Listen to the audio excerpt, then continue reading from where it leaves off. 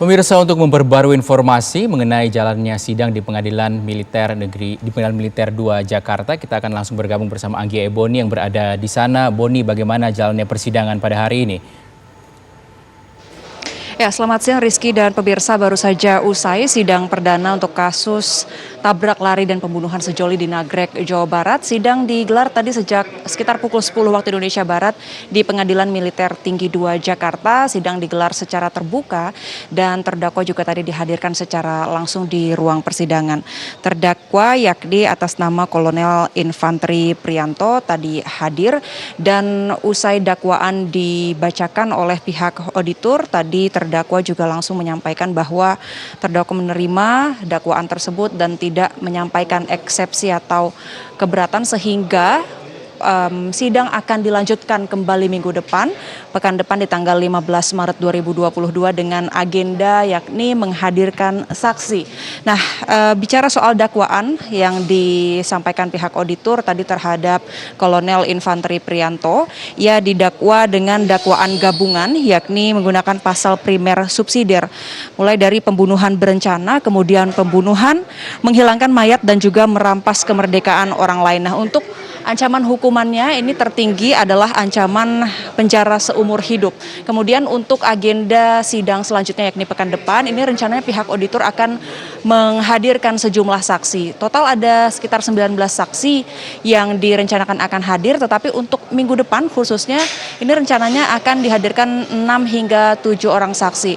Nah, dari 6 hingga 7 orang saksi ini yang akan dihadirkan terlebih dahulu, ini rencananya yakni 2 Kopda yang juga merupakan tersangka atas kasus tabrak lari dan juga pembunuhan berencana ini. Kemudian juga saksi mata yang saat kejadian pada 8 Desember 2021 lalu berada di kawasan Nagrek, Jawa Barat dan melihat langsung mengenai aksi tabrak lari yang dilakukan oleh 3 tersangka ini.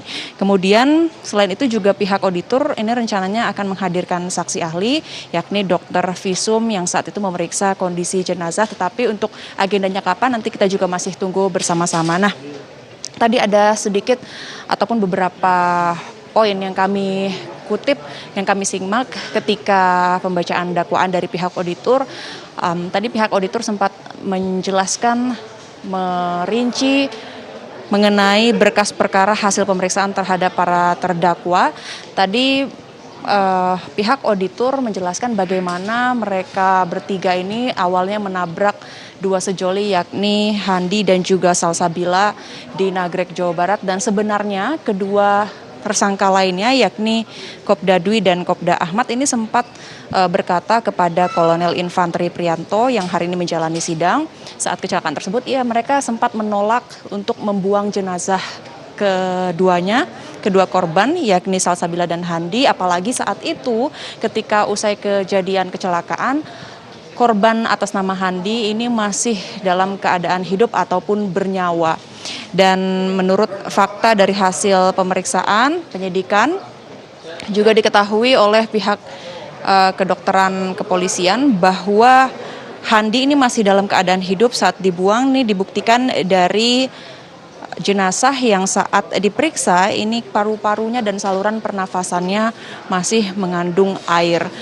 Sebagai informasi Rizky dan juga pemirsa, kejadian kecelakaan ini terjadi pada 8 Desember 2021 lalu di kawasan Nagrek, Jawa Barat. Saat itu ketiga tersangka melakukan tabrak lari kepada 2 korban, kemudian bukannya menolong ataupun membawa ke rumah sakit, tetapi mereka berujung kepada membuang kedua korban tersebut ke aliran Sungai Serayu, Jawa Tengah.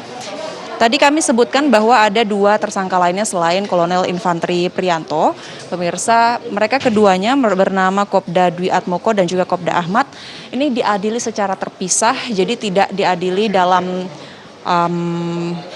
persidangan hari ini, tidak diadili dalam Pengadilan Militer Tinggi 2 karena mereka berstatus sebagai prajurit, sehingga nantinya akan ditangani oleh Pengadilan Militer Tinggi atau maksud kami Pengadilan Militer 208. Sementara demikian Rizky.